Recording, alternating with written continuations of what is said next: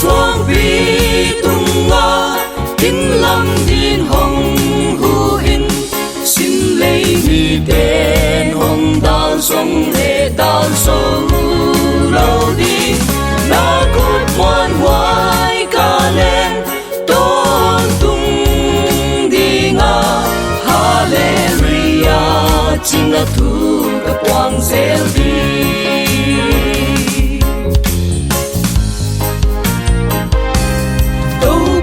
nông toa cùng ma na ta hát lâu tê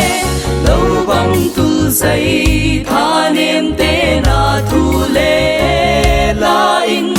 đông con hal sắc gieo mắn in lung đam minh Giêsu siêu quan ai sân to hong dêm sa zelo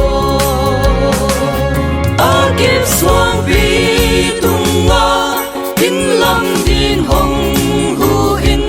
xin lấy mi tên hồng đào sông lệ đào sông lâu đi na cốt ngoan hoài ca lên tôn tung đi nga Hallelujah chính là thu các quang gieo đi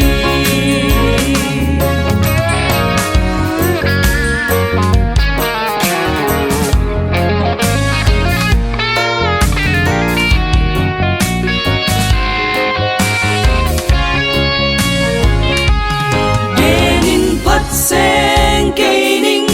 na ít na happy na sim lấy vil na lệ xiang na ca lệ lâu song y khát về về lung sim thôm hao ôm mà lên lung kim đàn nong xin sắc vang tên ca toa song y kiếp xuân vi tung nga in lâm din hồng hu in xin lấy mi tên hồng đào sông lệ đào sông lâu đi na cốt ngoan hoài ca lên tôn tung đi nga Hallelujah chính là thu các quang gieo đi kiếp xuân vi tung nga in lâm din hồng hu in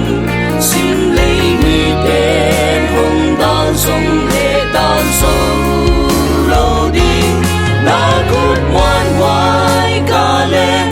tôn tung đi nga Hallelujah chính là thu các quang gieo đi